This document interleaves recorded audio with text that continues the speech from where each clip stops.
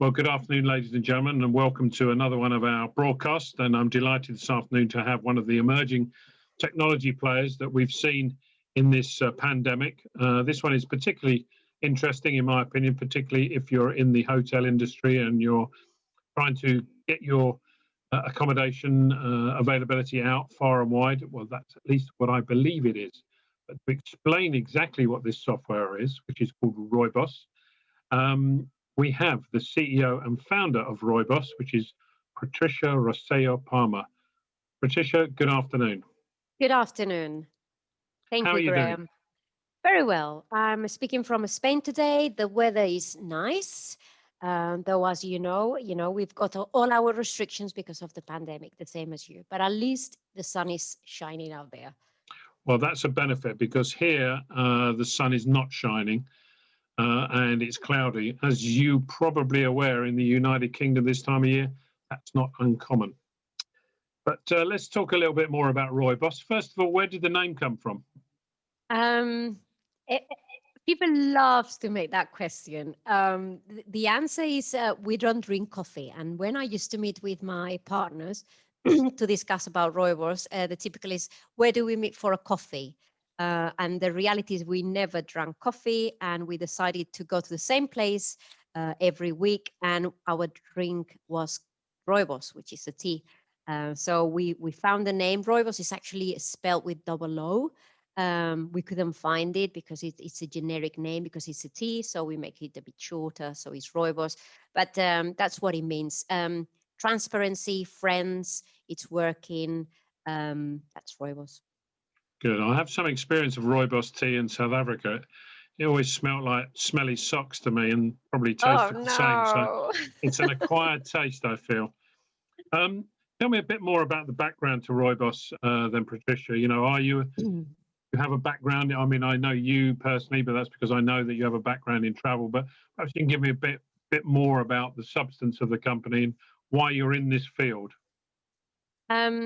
I've spent pretty much all my life in hotel distribution, either working for bed banks or working with hotel chains, etc., etc. My last job was being the chief operating officer for a bed bank called Wall to Meet. And I really have sat down with many hoteliers, and I know the inefficiencies of the distribution. So I was a bit fed up, tired of seeing the inefficiencies of the distribution, and we couldn't do anything because there was not a platform, a tool, a marketplace where we could fix all those issues. So I decided to leave Wall to Meet September 2019 to create a platform with the intention to mitigate, fix most of the inefficiencies that there are in the distribution in the travel industry. Inefficiencies that I could name.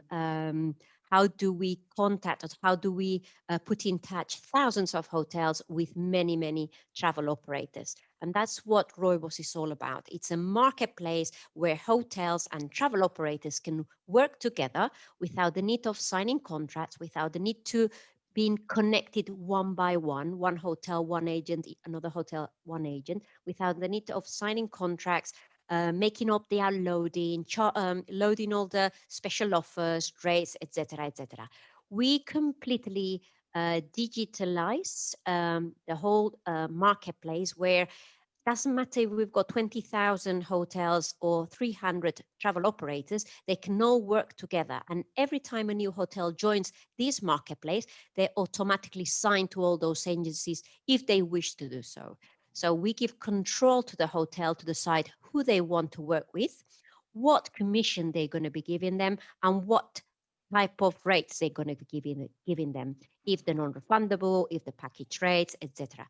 So it's a perfect marketplace where each hotel decides who they want to work with, what rates, and what commission. So it's a bit like booking.com, but for the B2B distribution. So no need to map in, no need to connect. We deal with all the technology for both, for the hotel and for the travel operator. So in effect, it's a peer-to-peer communication between an agent or an operator and the hotel that they choose to work with, and your part in it is the technology and, if you like, the the marketplace, if you like. That's your bit.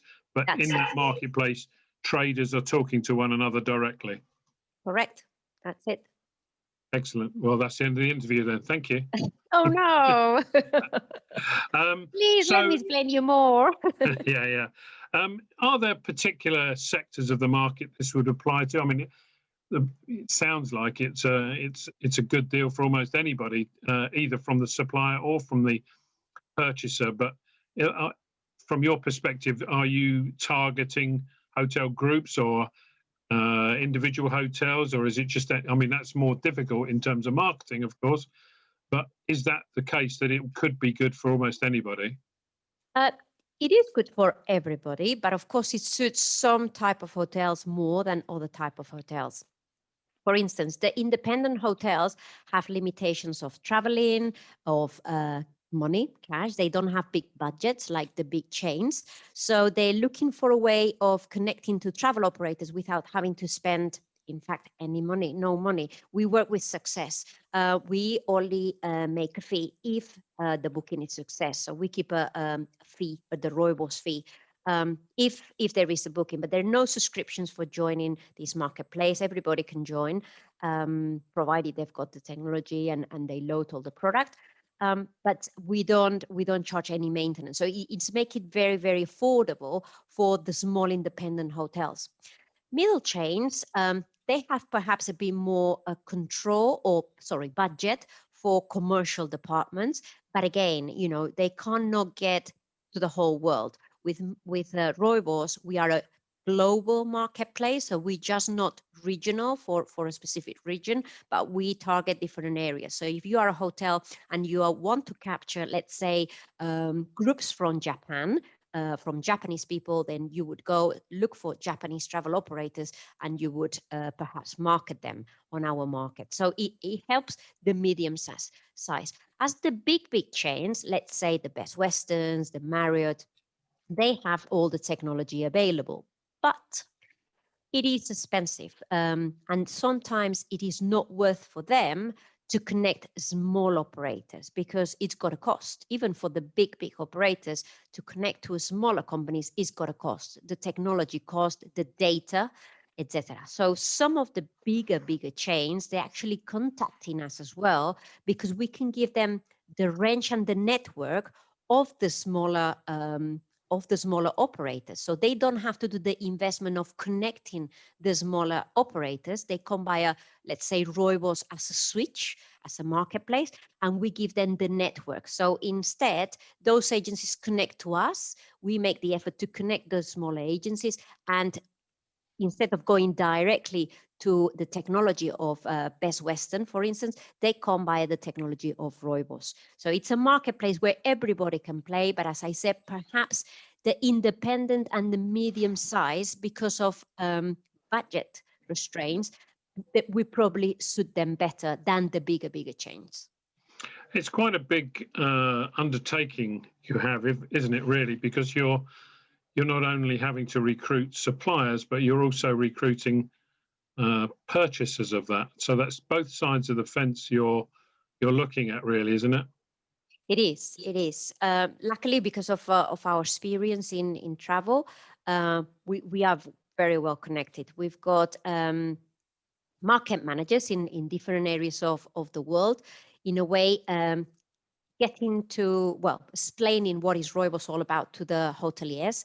And on the other hand, we have a team of agent managers who look after or look for agents to recruit and join the marketplace. So you are right. We are in the middle. We are an intermediary platform, a technology platform, but an intermediary that connects. As we connect, we have to look for both hotels and travel operators. What we're finding now is actually the hotels are already suggesting to some of their travel agents to work via Roibos because they, as I explained, they cannot make the effort of connecting and maintaining those connections because they can be quite expensive. Roibos is very, very affordable. So some of the hotel chains are redirecting some of their clients as travel operators to work via Roibos because it's cheaper, it costs them less, and the hotels have the availability, the pricing, everything is live because it's all live data. They know,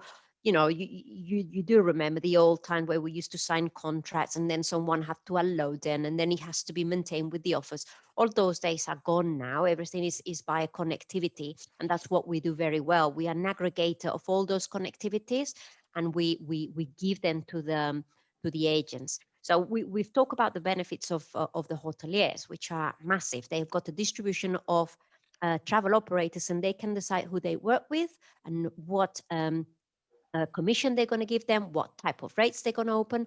But on the other side, the upside for the travel operators is also massive.